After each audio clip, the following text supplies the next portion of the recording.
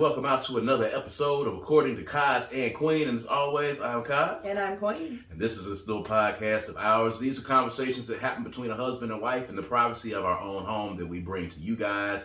Sometimes to make you laugh, sometimes to make you think, but always to be introspective, to open up the lines of communication between men and women, husbands and wives, friends and lovers, all of that good stuff. You know the drill. We are available on all streaming services, wherever you listen to all your favorite podcasts. According to Kaz Queen is right there. You can check us out on Black with No Chaser Radio. Make sure that you're downloading the BWNC Radio app. Make sure that you download that, all right? The BWNC Radio app, all right? You can check us out on all social media platforms. We are on Facebook at Kaz Queen, Instagram at Kaz Queen, Twitter at Kaz Queen, TikTok at Kaz Queen. You know what it is. Just check us out. Put in Kaz Queen on any of those social media sites and you can check us out there. And we are also on YouTube, all right? I'm going to put my finger right here or here, wherever you see it on your screen if you're watching us on YouTube. YouTube.com/Brad Kamikaze Franklin. YouTube.com/Brad Kamikaze Franklin. All together. Kamikaze. Brad Kamikaze Franklin. Please subscribe to the channel. We are inching closer to 1,000 subscribers. We appreciate you guys who continue to check us out. Make sure that you do that. All right. Make sure you like and subscribe on YouTube. And this is brought to you by the Kundi Collection. All right. www.kundicollective.com. You see it right here. Little Africa. This is one of our more popular designs. We got on red today.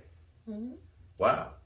It just kind of happens by happenstance. So yeah, check it out. Little Africa, www.kundicollective.com. Check it out. And if you have any questions, you got any comments, if you got something that you want us to talk about on the show, kazandqueen@gmail.com. All right? Kaz and Queen, KazandQueen, kazandqueen@gmail.com. You see it on the screen right there. If you got something you want us to talk about, if you got a question about your love life, about your marriage, about relationships, or about some current events and you want us to talk about it here on the podcast, email us, kazandqueen@gmail.com.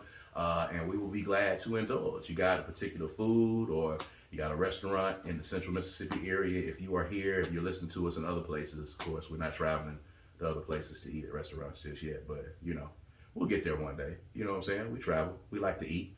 We just got through talking about eating, as a matter of fact. It's one of our favorite pastimes. It's going out and eating at restaurants. It's one of the things that I enjoy doing with my family above all else. It's going out and enjoying a meal with my family. Not because we're just gluttons and we like to eat, but we like to go places and enjoy the ambiance of restaurants and get some of that good food. Would you not agree? I agree. Okay, that's cool. You definitely, it's a bigger deal for you than me, but I agree. Yeah, so, you know, we'll do that as well. But at any rate, it's a lot of stuff going on this week in the world, but something particularly that I wanted to talk about, and I shot it to you. You know, we talked about on this podcast a few episodes back about the gentleman, he and his girlfriend, I think, were living in the storage unit. And he made a big deal out of living in the storage unit. And he was like, hey, check me out. This is how I'm living. This is what I'm doing. Yada, yada, yada, yada, yada, yada. And it turns out that all of the social media attention that he got him kicked out of the storage unit. And he and his girlfriend, I think, were living in a tent outside of the storage unit from there. Well, ladies and gentlemen, we've got an update. And they're back. And if you have been watching social media, this guy made another video. They were clearly in a hotel somewhere. They managed to find some place to stay, and he was going off. I mean, he was berating social media because people were coming in the comments telling him to get a job. And that did not sit well with that fella. He was upset, and he went on a social media tirade about fuck jobs, and I'm not getting a job, and I'm not falling for the trick of the job. And the young lady was just sitting on the bed, nodding her head.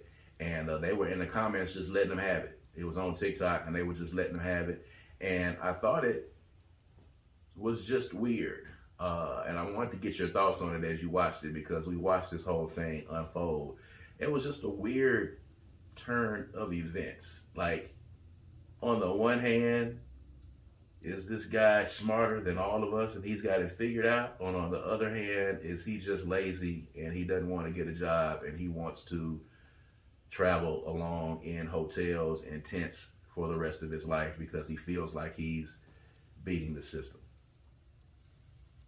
I don't have any idea what could possibly be going through this young man's mind, what his focus area is. What seems to be most glaringly obvious to me is that he's trying to go viral. He's trying to get attention. He's trying to build a following of some sort, maybe. You know, this whole idea of getting money and exposure from social media, we didn't have those options. That's true. So now, with that option being there, you're going to get people who say, I have this as an option, so I don't have to go this way. I don't have to do what you did. I don't have to get a job. I don't have to work every day of my life. I can post videos that are controversial and get as much attention and get money that way. So, you know, that's what it looks like to me that they might be doing. Is it some diabolical plan that, you know, I'm going to incite people on social media to respond to me because I keep saying I don't want to get a job and fuck a job? Like, he was just really adamant about that shit. He's like, I've had jobs. I've gotten fired from all of them. I just had a job. You know, is this his way in trying to bait people into giving him engagement because he's figured out, you know, how to make some money on social media? Then he released a rap video a little bit after that about him being in the storage unit. It just seems like at first this might just be a lazy grifter. But then again, when you look at it, this guy might be a diabolical evil villain, an evil genius. You know, there was once one track to success. You go to high school, you graduate, you go to college, you get a good job. That was the track. Well, you know, this generation does not live by that. You know, it's a little bit freer for the young people these days. And they do have options that we didn't have. I don't necessarily get lazy. I get that he's looking for the easiest way. Not necessarily that he's lazy. Yeah. But he's looking for an easy, quick come up. And if he keeps doing what he's doing, he will get one. Because all it takes is attention. So, plot twist. I don't know if you saw this or not. Apparently, the young lady that's on the bed, his girlfriend, she has an OnlyFans. And she didn't look like he was speaking on her behalf. She didn't look like it. She looked like she was just kind of there. And she was on the video. So I'm thinking, if you're not really with what he's saying, you don't really have to be in the video. But I guess because that was their place of residence at the moment, I guess she didn't have any choice. She looked a lot. She was prepared for that video. That video was not.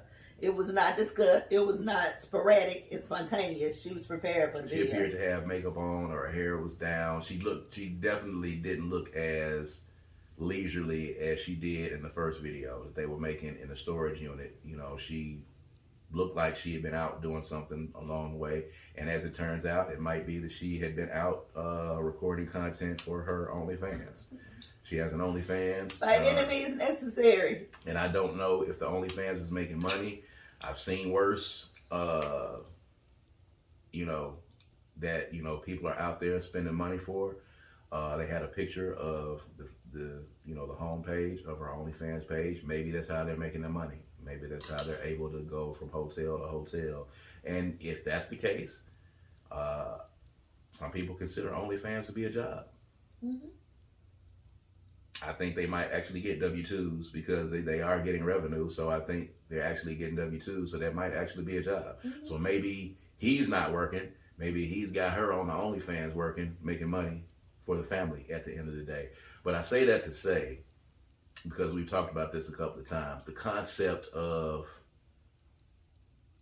the job, you go to school, you get your degree, or you go to school, you learn a trade, you get you a job, and you go to work, and you work until you're too old to work anymore. Then you stop working, and then you just get on your pathway to leaving this earth. Mm-hmm. And how, the first concept or the first thing that people tell you is get a job, get a job, get a job. Mm-hmm. And there are a lot of people who have said that that's not their lot in life, and they're not really built for that. Even some people who are in the situations that they are, and then there are some people who live like that who are completely happy and comfortable Mm-hmm. living like that. But your thought on the concept of, okay, well, you don't have a home and you need a roof over your head, you got to do this, you got to live like this, go get a job, clock in, work for somebody else, blah, blah, blah, blah, blah, blah. And that's the response and the answer for everybody that sees people living like the guy in the storage unit. I just think that is what happens in this country. Like, we just get brainwashed to believe that we should all toe a line of some sort.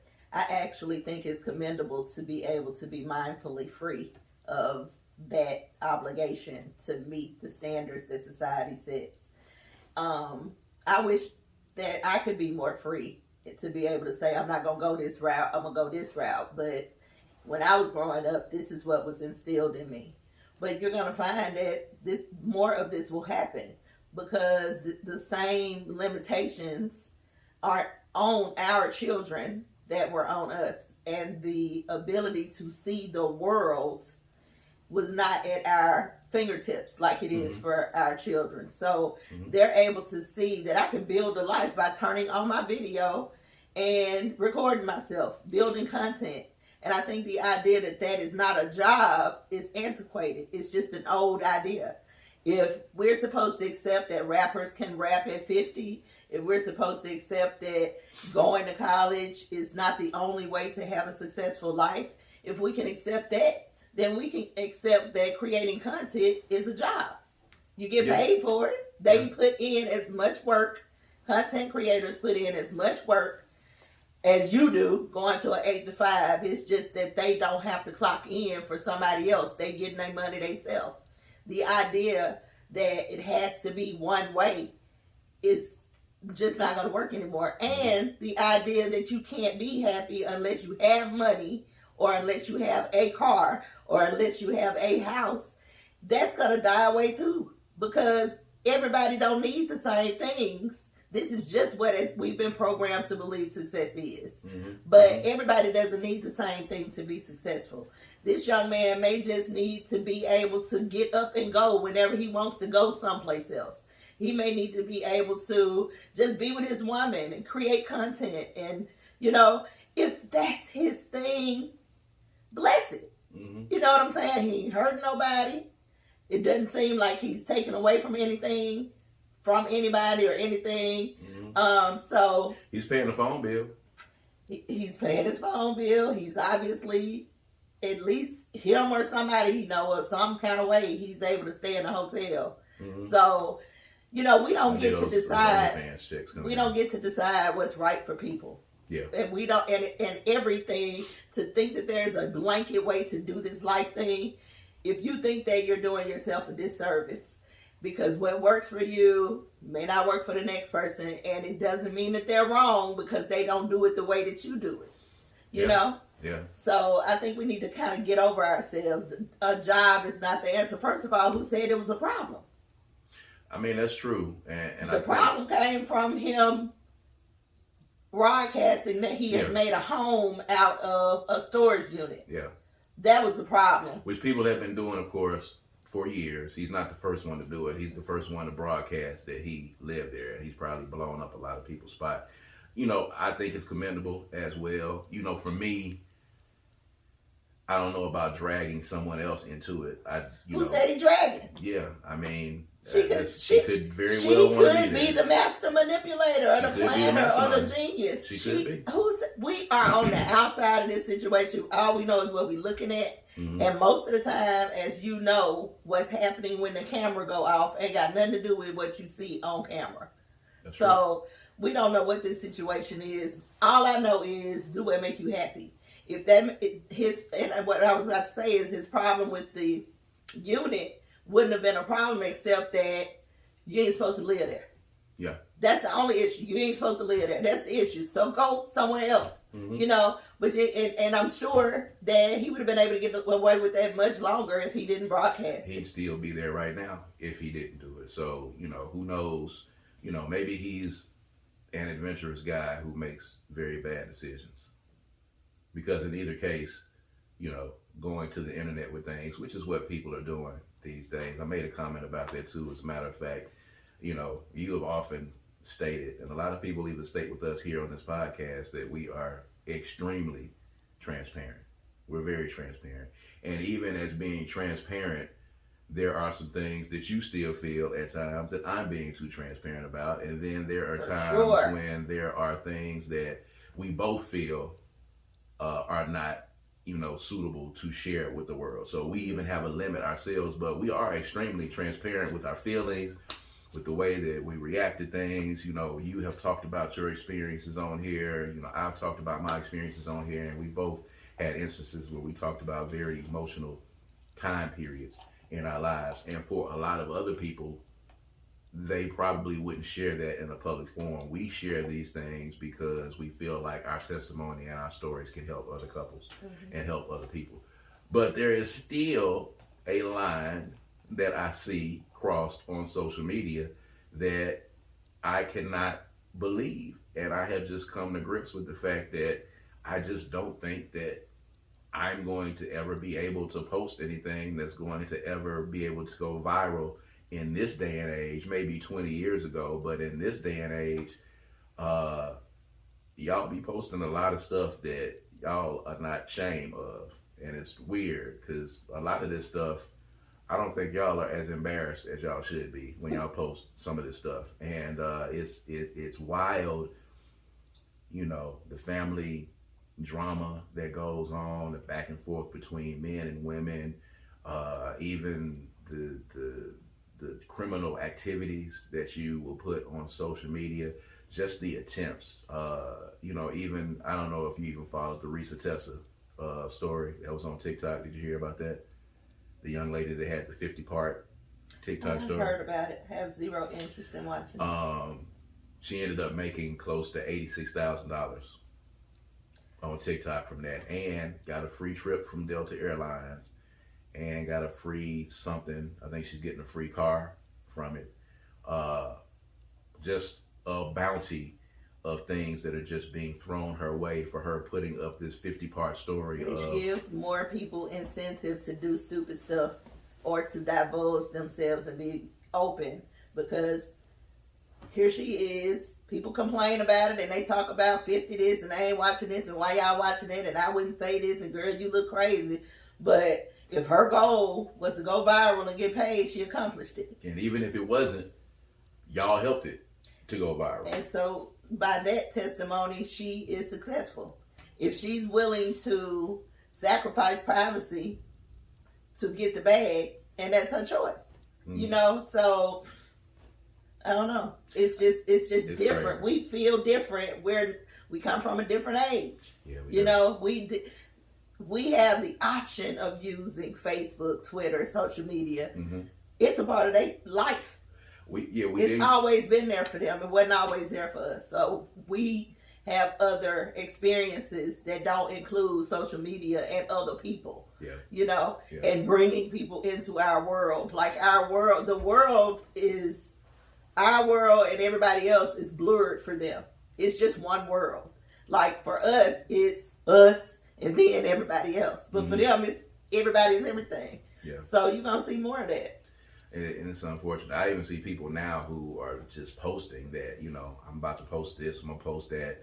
You know, I got my little $40 from Facebook, and, you know, if I can do this and I can do this, I can make me a nice little check off of Facebook. And, you know, kudos to Facebook for providing an outlet for creators to be able to make money, because they give everybody that signs into Facebook, you have the opportunity to make money off of Facebook by what you post and by how much you engage and things that you put on there. You know, I've made a few bucks on Facebook for my post. Not because I was trying to, but because I have a lot of posts that end up getting a lot of shares and a lot of likes and comments on it. Those are the things that ring up. It's not, huge checks. It's, enough to go out to lunch with. But, you're making money by posting. And if you post more salacious stuff, you make more money. And that's just making people push the envelope further and further and further. And, this Reesa Tessa thing just kind of is a testament to that. Over $80,000 over the course of different platforms. Just telling the story about not doing your due diligence when you're getting ready to marry somebody and you're getting a story out of it. Which I think leads me to my next question, which is a question for you.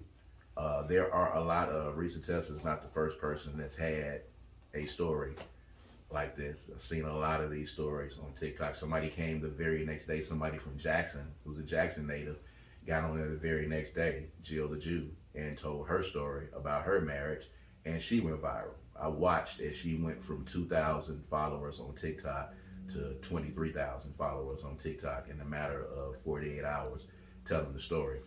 And it begs the question, what kind of discernment are women and men having in dating? Because some of these stories that I'm hearing are hilarious, but some of them are horror stories. And when they begin the story and they start telling the story about how they found things out, there were obvious red flags in the story from the very beginning. And they always say, I didn't think anything of it.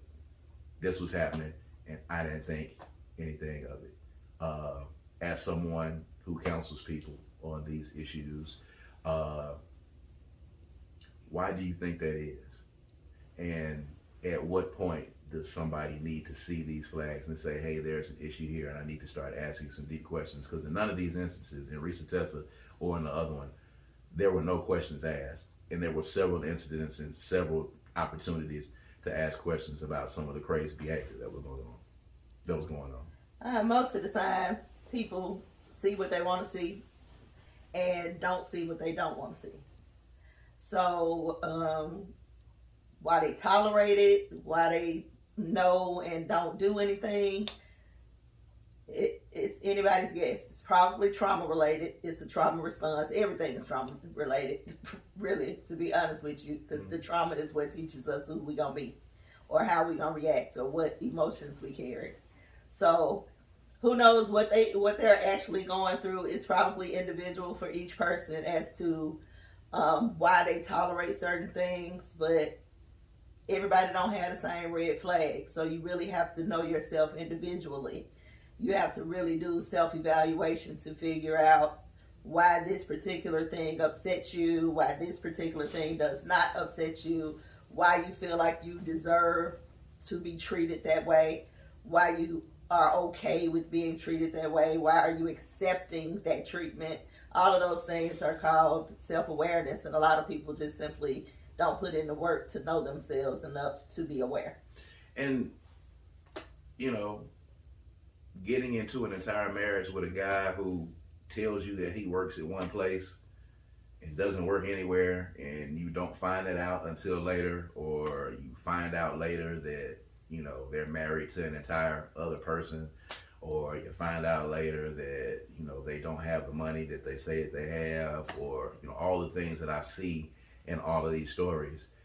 In my mind, there has to be something that clicks. I think about you and I when we began courting, and you kind of knew what I was doing because, I wasn't working a conventional job. I was doing music, and I was, pursuing music at the time. So you consider me an artist. You kind of knew that, but I don't see how you get married to someone and then at some point they're just able to tell you, hey, I'm a rocket scientist. And you just take that at face value and you actually marry them and move in with them, and they're leaving every day and I'm going to do rocket science today, and you not know that. Like, at what point do you ask these questions?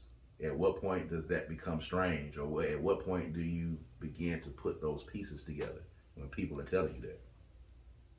I don't know, but at what point do we have a conversation about the person that's lying about being the rocket scientist Yeah, as opposed to the person who's accepting the lie? yeah, that's true. I mean, there's a clear issue with the person who's lying. Uh, but the person that's lying is going to be a liar anyway. That's how they get to where they're getting to, or whether they're just a liar, or whether they're narcissist, or whatever the case is. So there has to be a level of discernment on the other end of the other person. We can put the blame on the person that's lying, but how do we help the discernment of the person on the other end? What happens as a woman who dated, you know, before you and I got together? You were in other relationships, you dated people, obviously both of us did.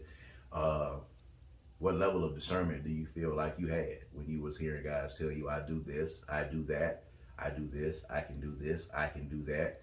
At what point does the spidey senses and the spidey tingling go off and you say, hey, wait a minute, this doesn't sound right? I mean, people have touches of intuitional knowledge on a regular basis. That doesn't mean they do anything about it. Most people ignore it and just move on. Some people hear it and then are disobedient to the message. So we don't necessarily know that she did not catch the red flag or that she did not know that something was going on. She may have just wanted to be married so bad that she overlooked it. Or she may have not believed that he would lie to her. It could be anything. It's just so really, it's really just so broad. Mm-hmm. I guess the best way that I can answer kind of what you're thinking with this question is, I was in an abusive relationship for 11 years. I was in a relationship for 11 years. It was abusive for 7 years. I'm sure the outside world, had they known that I was being abused, would say, why is she staying? She should leave. Mm-hmm. Why is she putting up with this? That's great. You're right. I should have left. But the truth of the matter is, I didn't have anything in me to leave.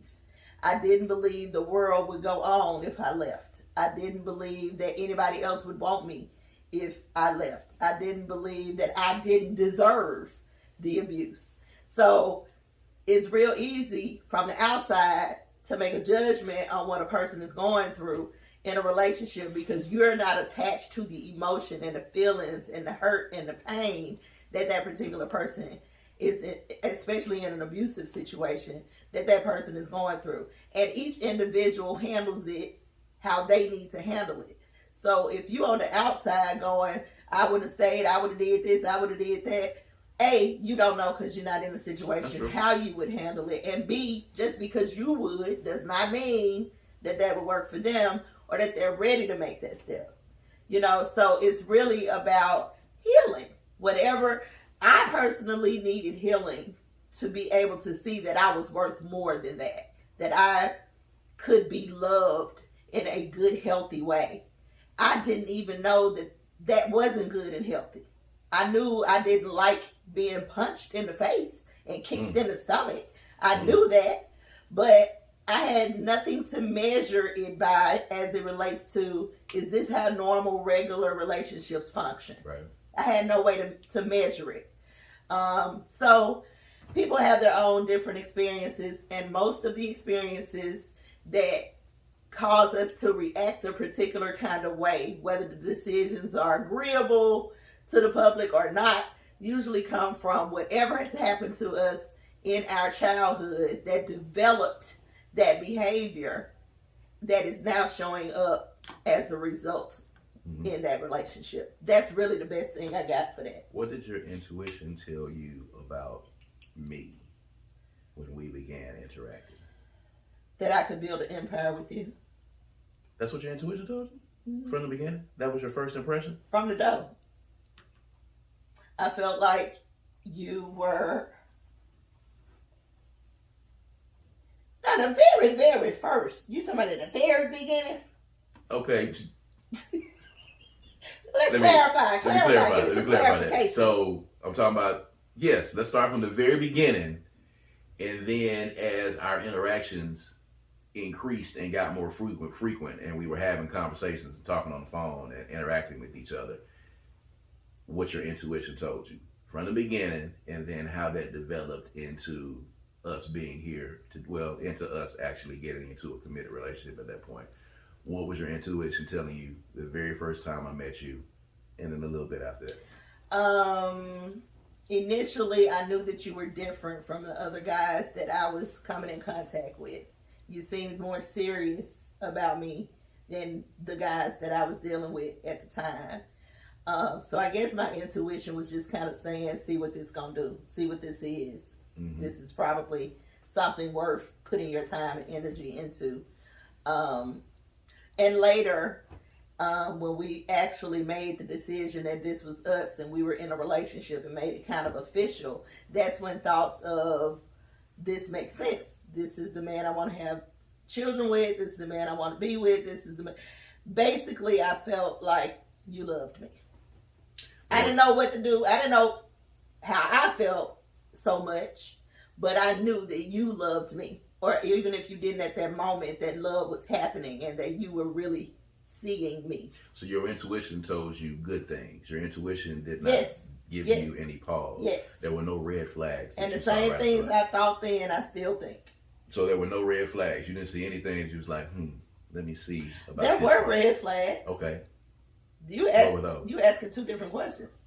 Well, intuition should alert you to red flags, correct? No? They can, yeah. Okay. Yeah. What were the red flags then? You did not have a car. Oh, well, yeah. When you came to see me, you were in your ex-girlfriend's car. Yes. And we were not together, by the way.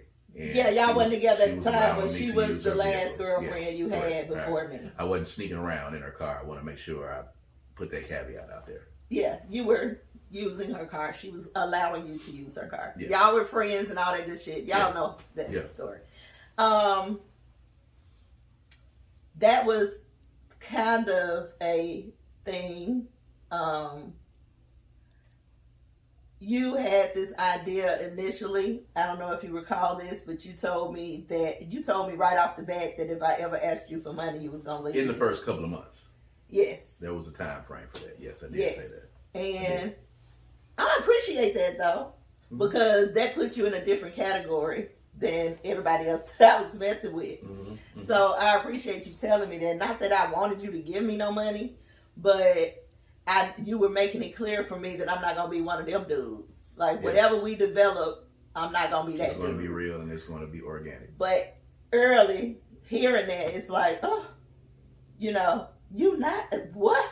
You gonna leave me? I don't know if that was a red flag, but it kind of did give me insight into who you are. I'd have thrown the smoke bomb so fast it would have choked you to death. I'd have mashed out so fast. It was just a hard and fast rule that I had in the first couple of months, and we barely even know each other.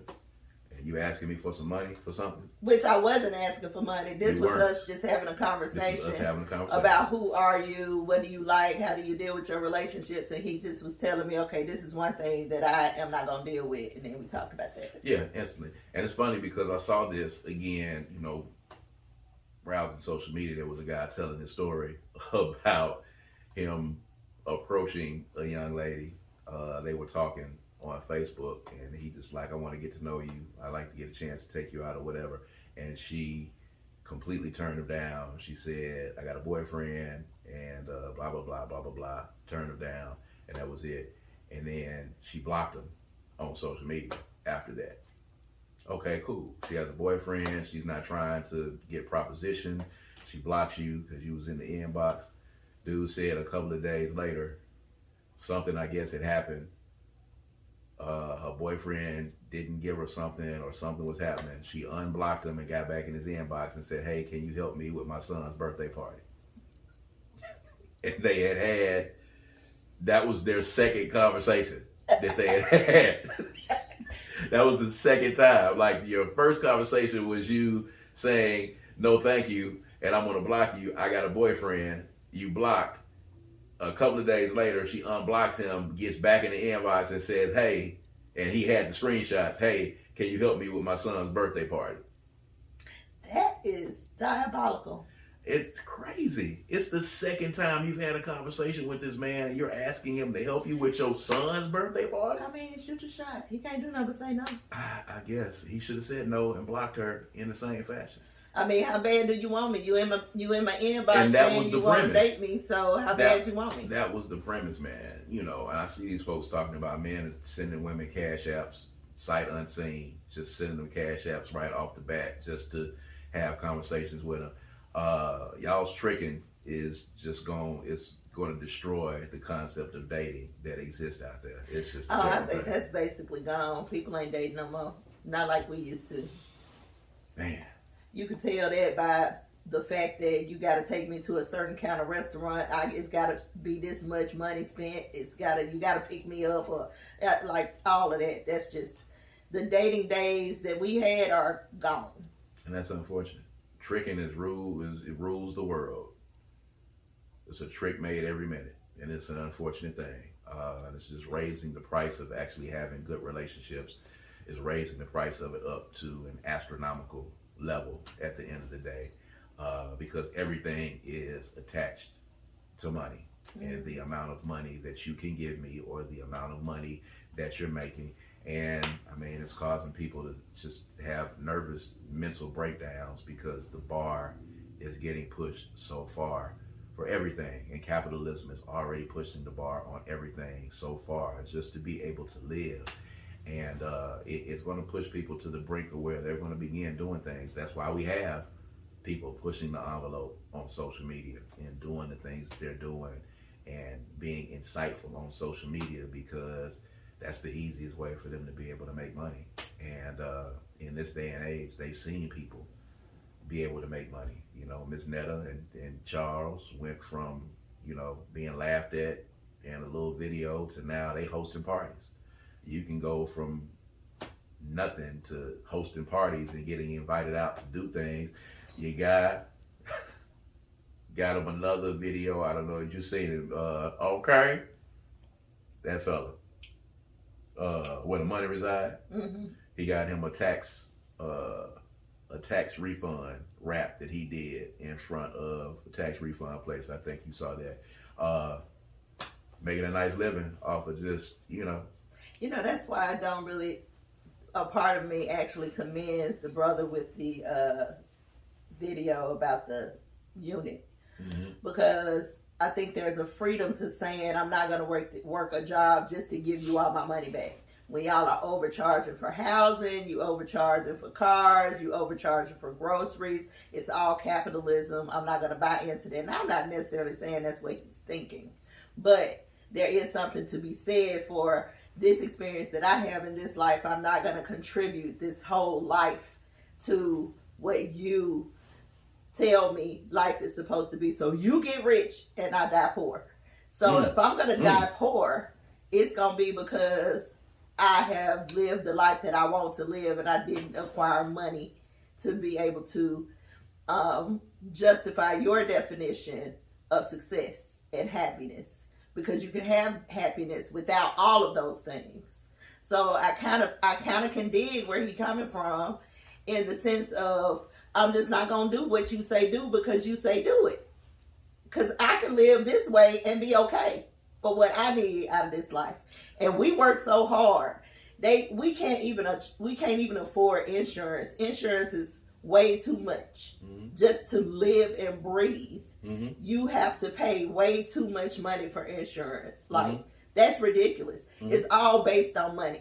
What I see happening in the future, and I don't know how far in the future, but I see money having zero value, because it means so much now to where everybody gonna eventually get to the point to where they have it, some more than others, and it's just not gonna have the same value placed on it. That's when people are gonna have to go back to peopling.